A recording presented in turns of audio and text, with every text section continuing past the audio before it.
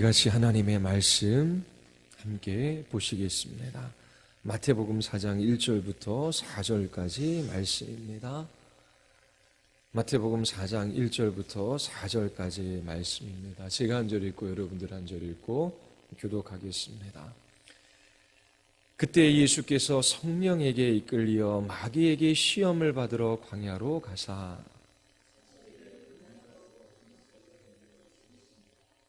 시험하는 자가 예수께 나아가서 가로되 내가 만일 하나님의 아들이여든 명하여 이 돌들이 떡덩이가 되게 하라.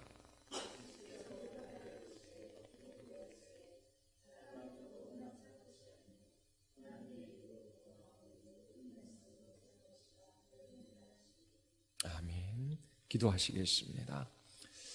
하나님 아버지, 이 밤에도 주님께서 저희의 발걸음을 인도하여 주셔서 주의 말씀을 듣게 하시고 그 말씀을 따라 기도하게 하여 주심을 감사드리옵나이다. 오직 주께 소망을 두고 주님만 의지하는 주의 백성들을 기억하여 주셔서 저희들의 영혼을 소송케 하시고 저희들 안에 하늘의 기쁨이 넘치게 하여 주시며 주님이 우리에게 주신 그 사명을 따라 끝까지 믿음의 길들을 걸어가게 하여 주시옵소서. 하나님이 이 땅에 살아가는 일들이 무거운 짐진과 같은 고생이 있지만 우리를 위하여 십자가 지신 예수 그리스도 앞에 우리의 모든 인생의 무거운 짐들을 내려놓게 하여 주시고 우리를 위하여 십자가에서 죽으신 예수 그리스도 한번 바라보며 주님 따르게 하여 주시옵소서. 하나님, 저희들의 말씀을 듣고 우리의 가정과 교회와 영혼들을 위하여 기도할 때에 주의 일하심을 보게 하여 주시옵소서. 예수 그리스도의 이름으로 기도드리옵나이다. 아멘. 예수 그리스도, 그분을 아는 것이 우리의 신앙에 있어 무엇보다 중요합니다. 예수님은 이스라엘의 머리와 대표가 되시지요. 예수님은 이 땅에 죄인들을 구원하러 오셨습니다. 새로운 인류, 하나님의 백성들을 만드시기 위하여 이 세상에 오신 것이지요. 예수님은 이 땅에 오셔서 시험을 받으셨어요. 그 시험은 우리를 대표로 해서 받으시는 시험이었습니다. 아담은 사단의 시험에 넘어졌습니다. 유혹을 받아 선악과를 따먹었지요. 이스라엘 백성들은 어떠했습니까? 그들 또한 광야에서 시험을 이기지 못하고 불순종하는 삶을 살아갔습니다.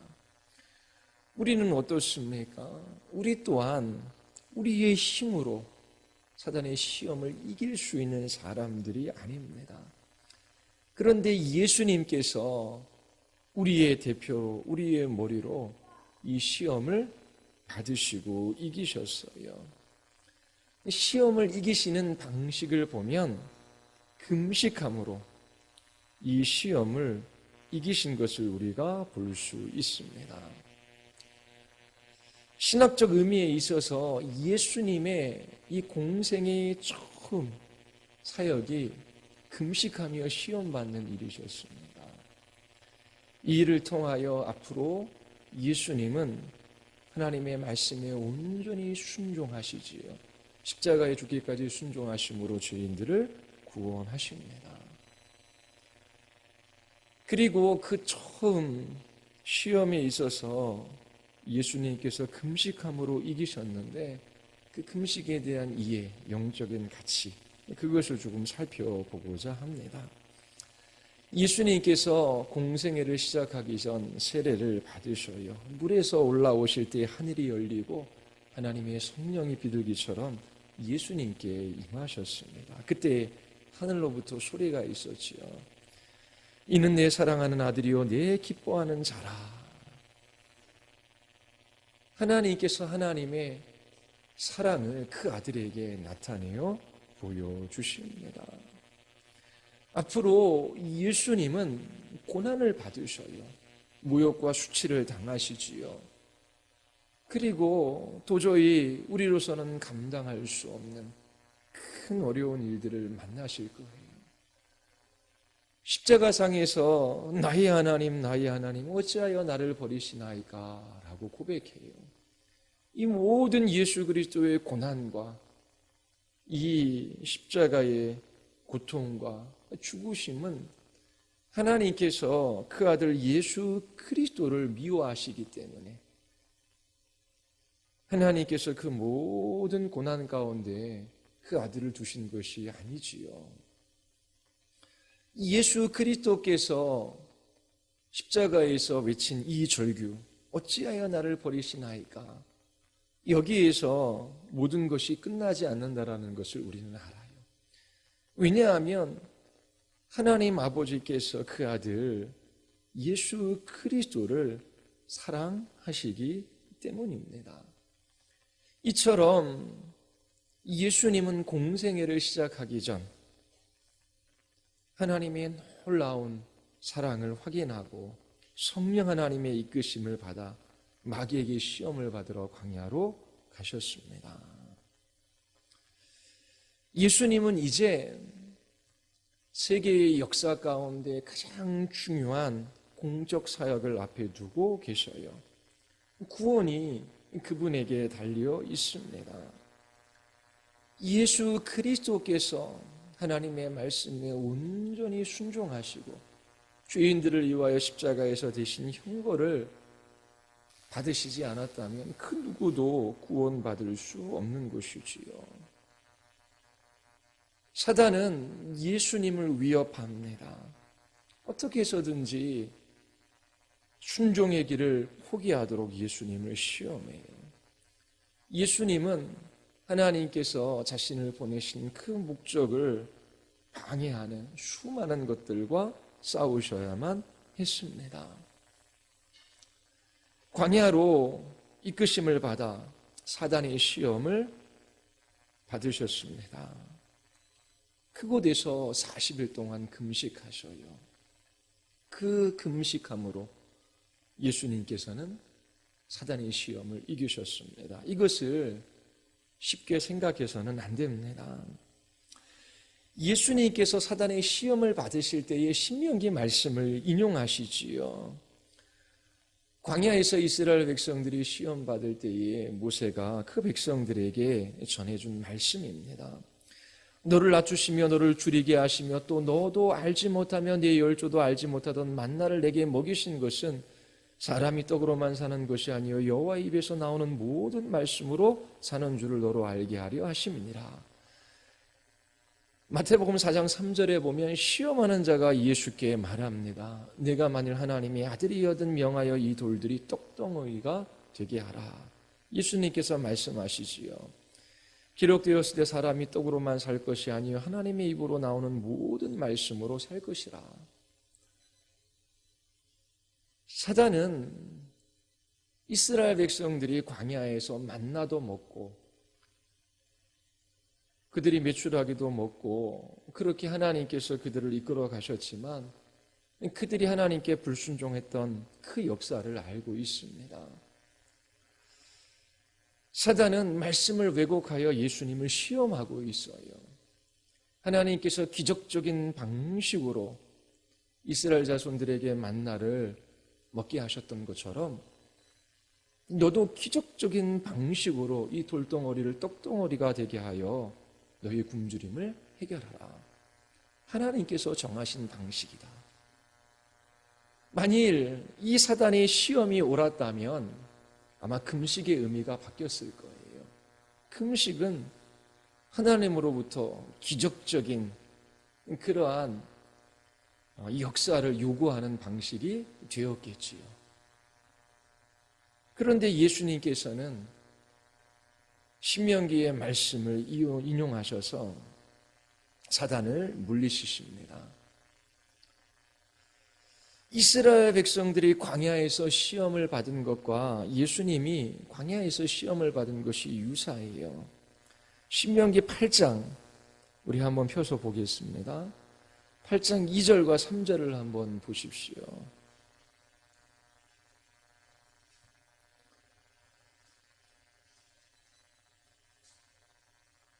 신학적인 의미에 있어서 예수님은 이스라엘을 대표해요. 이스라엘이 시험을 받아 불순종했지만 예수님은 시험 가운데 하나님의 말씀에 순종함으로 그 시험을 이기셨어요. 이스라엘의 불순종을 완성시키시는 것이지요. 그러한 신학적 의미가 있고요. 그리고 금식으로 그 모든 것들을 이기신 그것을 여러분들이 기억하시며 말씀을 따라오시기를 바랍니다. 8장 2절에 보면 내 하나님 여호와께서 이 40년 동안에 라고 합니다. 예수님은 광야에서 40일 동안 그렇게 계셨어요. 너로 광야의 길을 걷게 하신 것을 기억하라. 예수님도 성령 하나님의 이끄심을 받아 광야로 나가셨어요. 하나님께서 이스라엘 백성들을 낮추시고 그들을 시험하셨지요. 예수님도 시험을 받으셨어요. 그 목적이 무엇입니까? 내 마음이 어떠한지, 그 명령을 지키는지 아니 지키는지 알게 하심이라. 이스라엘 백성들을 광야에서 잠시 굶주리게 하신 목적이 있어요.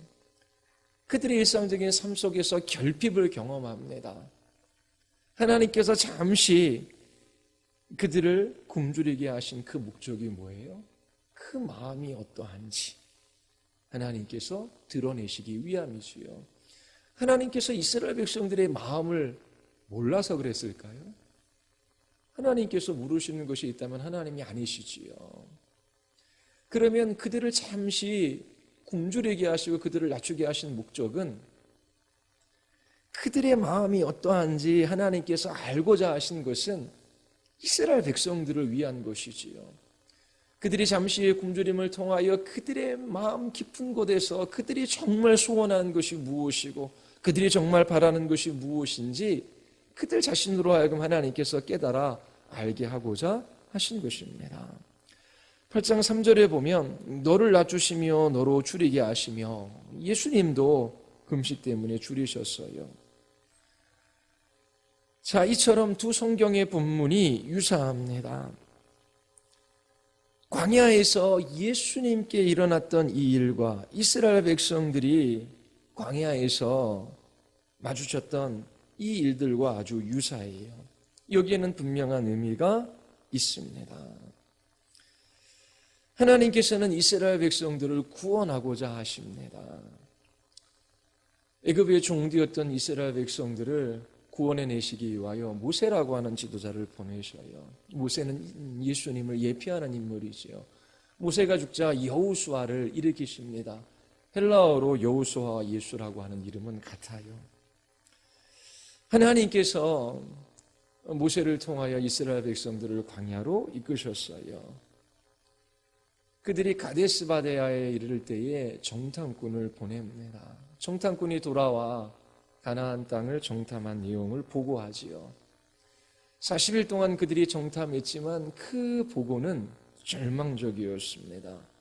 이스라엘 백성들은 모두 하나님을 원망하며 다시 다른 지도자들을 세워 애굽으로 돌아가고자 합니다.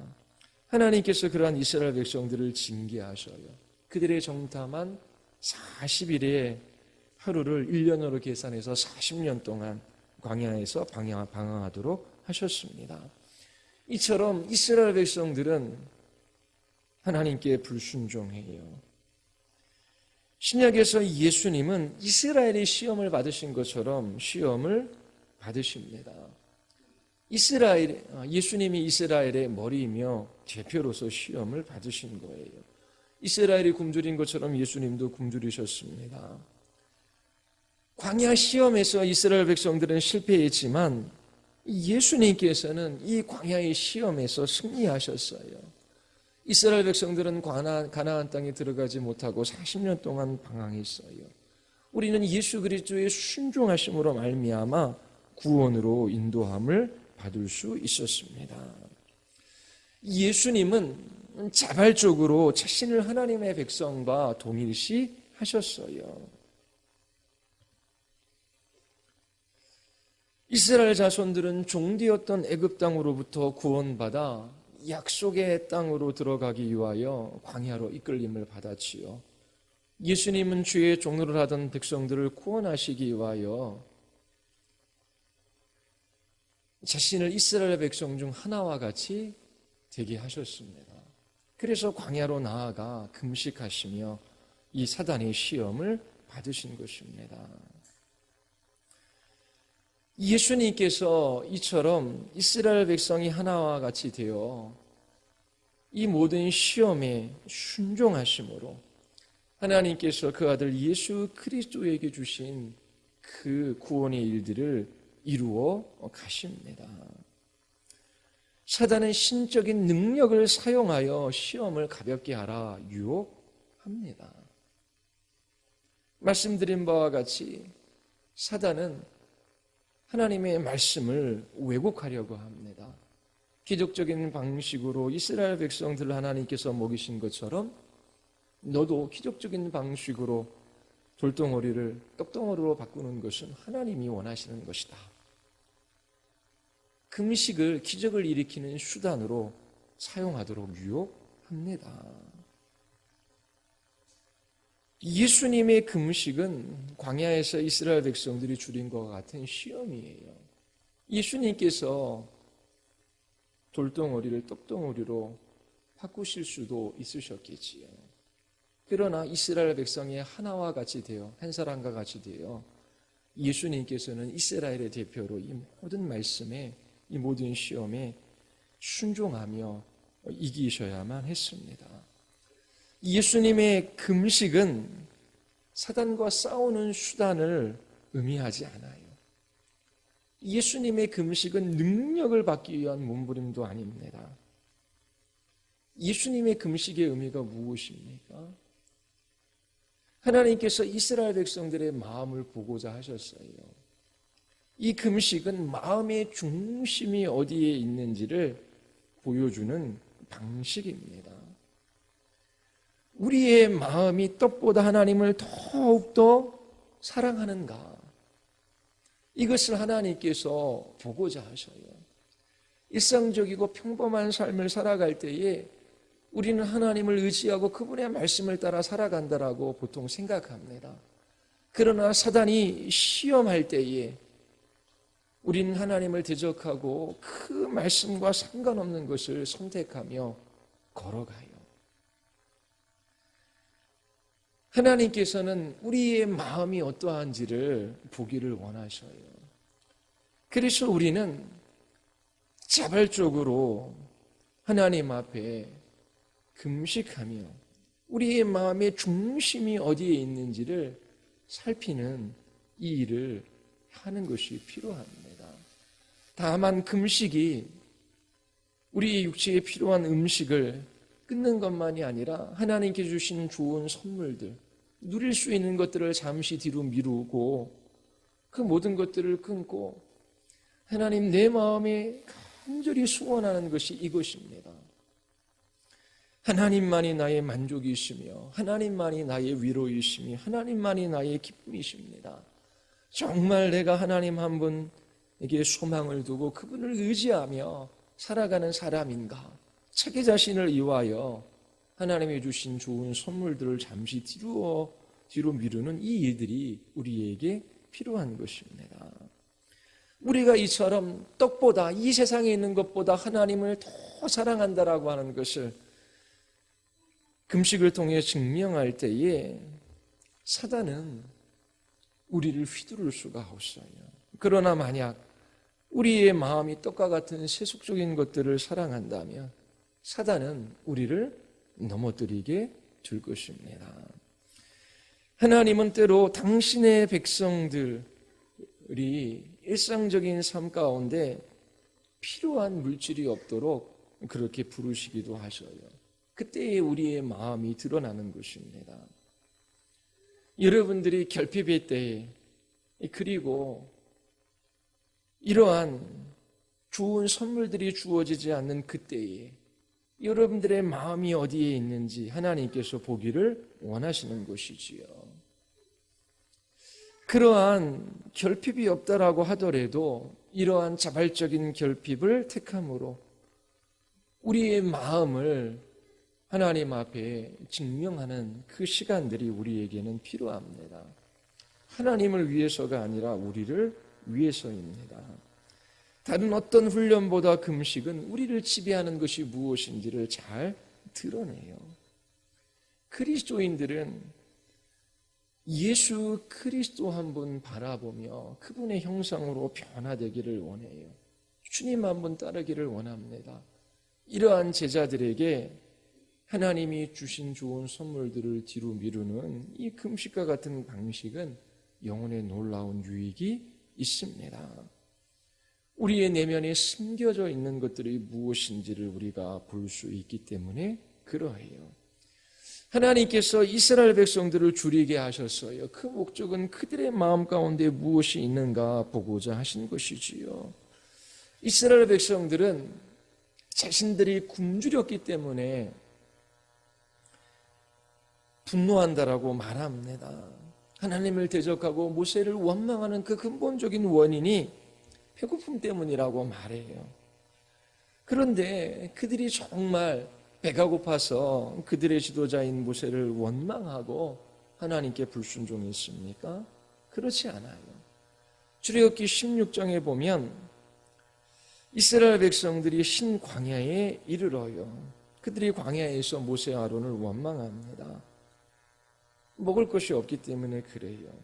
그런데 하나님께서 그들을 위하여 하늘에서 양식을 비같이 내려주셔요. 하나님께서 이처럼 만나를 주신 것은 그들이 나의 율법을 준행하느냐 아니하냐 내가 시험해 보기 위함이라 말씀하시지요. 먹을 것이 없는 것이 이스라엘 백성들이 하나님을 원망한 근본적인 원인이었습니까? 아니에요. 그들은 40년 동안 하나님께서 주시는 만나를 먹었습니다. 그럼에도 불구하고 그들은 불순종했어요. 그들의 마음 가운데 있는 원망과 이 분노는 먹을 것이 없어서가 아닙니다. 그들의 마음의 중심에 하나님이 계신 것이 아니라 다른 것이 있기 때문에 그래요. 그들이 하나님보다 이 세상을 더 사랑하기 때문에 그렇습니다. 그들이 하나님 자신을 목적으로 삼는 것이 아니라 이 땅에 있는 다른 것들을 목적으로 삼고 있기 때문에 그러합니다. 이스라엘 백성들에게 정말 필요한 것은 떡이 아니었어요. 그들에게 필요한 것은 하나님 자신이었지요. 그분을 의지하며 살아갈 때에 하나님께서 그들의 모든 필요를 공급해 주시고 하나님께서 그들의 하나님 되어주시는 것을 증거해 주십니다. 하나님께서 이스라엘 백성들을 굶주리게 하신 것은 그들의 마음이 어디에 있는지를 하나님께서 보고자 하심이에요. 우리도 금식을 통하여 때로는 자발적으로 금식하지 않는다라고 할지라도 우리의 인생 가운데 닥친 어려운 일, 결핍의 문제, 이것은 하나님께서 우리의 마음을 보시기 위한 장이기도 하시며 또 우리를 새롭게 하시는 치유의 장도 됩니다. 이스라엘 백성들은 떡이 없을 때 불평했어요. 여러분들은 어떠하십니까? 원하는 대로 일들이 풀리지 않을 때에 하나님 없이 살아가는 사람들은 많은 것을 소유한 것 같지만 내 손에 쥐어진 것이 없을 때에 하나님을 불평하고 원망하시겠습니까? 이스라엘 백성들은 떡이 없기 때문에 불순종한다라고 말해요. 하나님, 제가 하나님을 잘 섬기는데 세상 사람들의 두 손에 들린 그 좋은 것들이 내게는 없습니다. 하나님, 저에게 왜 이러십니까? 제가 하나님 이렇게 결핍 때문에 하나님을 원망합니다. 이스라엘 백성들과 같은 것이지요. 하나님께서 우리의 마음을 보기를 원하셔요. 하나님은 우리의 마음을 알고 계시지요. 결국 그 모든 일들을 통하여 우리 자신의 내면을 살피기를 원하십니다. 우리는 때로 자발적인 금식을 통하여 우리의 마음 안에 무엇이 있는지 들여다보고, 그리고 우리의 마음에 무엇이 있는지 하나님 앞에 나타낼 필요가 있습니다. 그리고 우리의 마음이 정말 갈망하고 원하는 것이 무엇인지 하나님 앞에 고백하는 것이 필요해요. 그것이 금식이라는 방식입니다. 금식은 우리가 하나님을 의지하지 않고 하나님 자신만 더욱더 의지한다라고 하는 것을 드러내는 방식입니다. 사람이 떡으로만 살 것이 아니요 하나님의 입으로 나오는 모든 말씀으로 살 것이다 라고 하는 말씀의 의미예요. 우리는 이 땅에서 결핍을 경험하기도 하고 때로는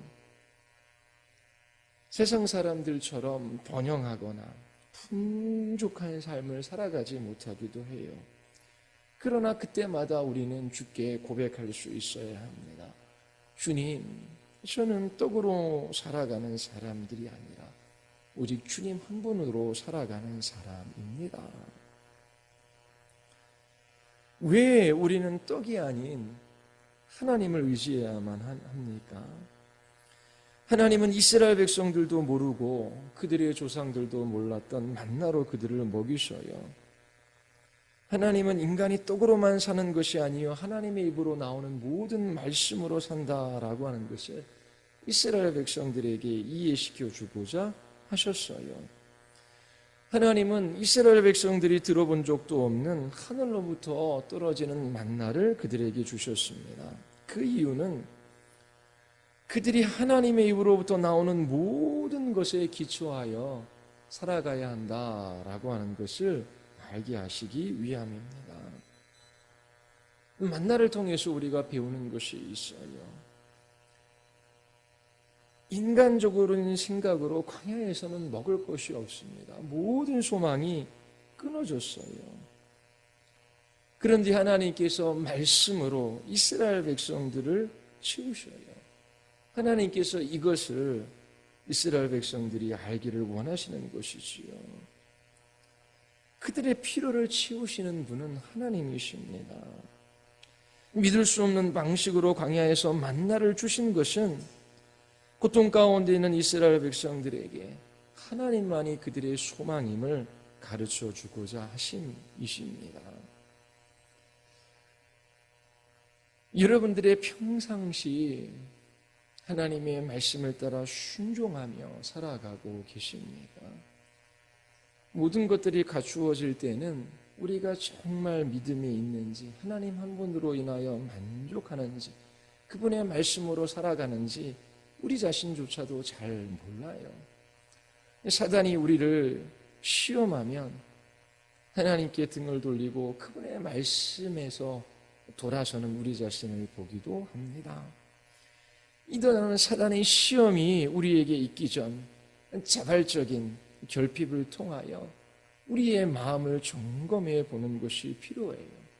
그리고 우리의 마음을 하나님 앞에 드러내는 시간들이 있어야 하는 것이지요.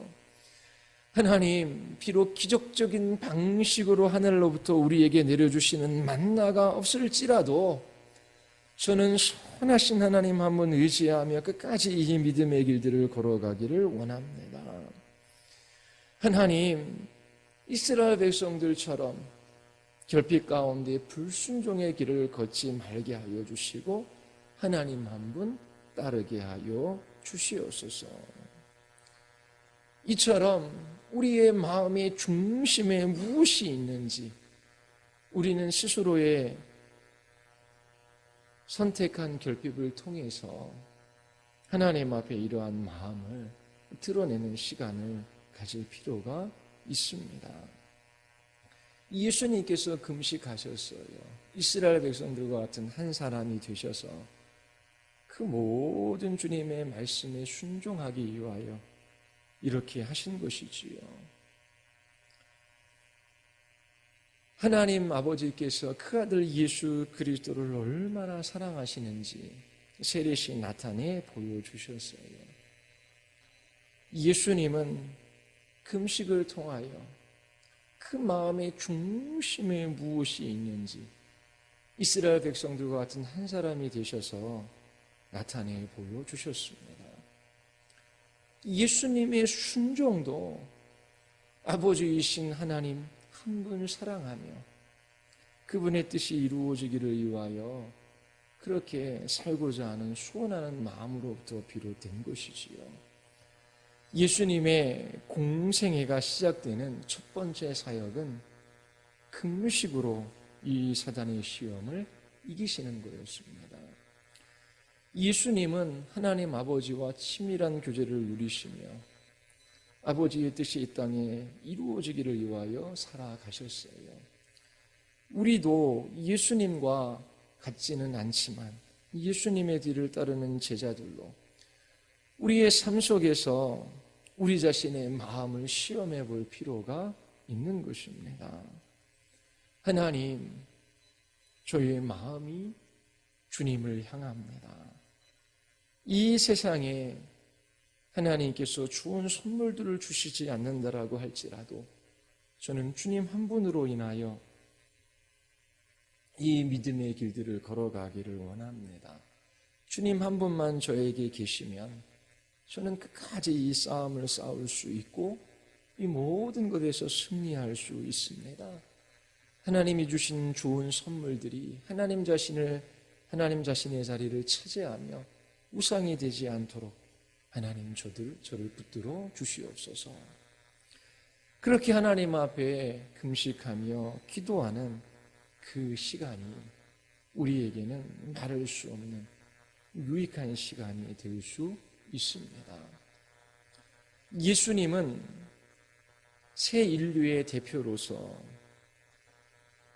당신의 백성들을 구원하시기 위하여 하나님 앞에 금식하며 순종하심으로 이 시험을 이기셨어요. 그래서 우리는 구원받을 수 있었던 것이지요. 우리는 이처럼 예수님께서 금식하시며 이 시험을 이기신 이것들을 깊이 생각하며 우리의 삶 속에도 영적인 유익으로 이것을 삼을 수 있게 되기를 바랍니다. 결핍의 때에 또 하나님께서 잠시 우리를 줄이게 하시는 그때에 하나님을 원망하거나 불순종하며 살아가지 말기를 바랍니다. 여러분들의 마음의 중심에 있는 것들이 무엇인지를 살피고 하나님 앞에 신앙을 고백하십시오. 그리고 어려운 일들이 닥치지 않는다라고 할지라도 여러분들이 자발적으로 하나님이 주신 좋은 것들을 뒤로 미루며 여러분들의 마음의 어떠함을 하나님 앞에 드러내십시오. 하나님께서 그처럼 하나님 한 분 사랑하며 하나님 한 분 의지하며 그분께 소망을 두는 당신의 백성들과 함께 하시며 하나님의 일들을 이루어 가실 것입니다. 우리에게 얼마나 하나님의 일하심이 필요한지 우리는 너무나 잘 알고 있어요. 우리의 가족들 또 우리의 이웃들이 거듭나며 회심하며 참으로 하나님 한 분 의지하며 살아가는 것이 너무나 절박한 시대 속에 우리는 살아가고 있습니다. 많은 사람들이 교회에 나오고 있지만 참된 성도로서의 삶을 살아가지는 못합니다. 예수 그리스도를 믿는다라고는 말하지만 예수 그리스도만 믿는 사람들은 별로 없습니다. 예수님을 믿어 천국에 간다라고 하는 것은 알고 있지만 예수님이 이러한 구원자일 뿐만 아니라 자신의 주님이 되셔서 날마다 주님의 통치와 다스림 속에서 그렇게 주님 앞에 순종하며 살아가는 사람들은 많지 않은 시대 가운데 살고 있어요. 하나님, 우리의 가정이, 이 공동체가 하나님 한 분으로 인하여 축합니다. 하나님, 때로 우리가 고난받고 또 결핍의 때를 살아간다라고 할지라도 하나님의 선하심을 잊지 말게 하여 주시고 끝까지 이 믿음을 지키게 하여 주시옵소서. 여러분들이 이처럼 기도하며 이 길들을 걸어갈 수 있게 되기를 바랍니다. 우리 같이 기도하시겠습니다.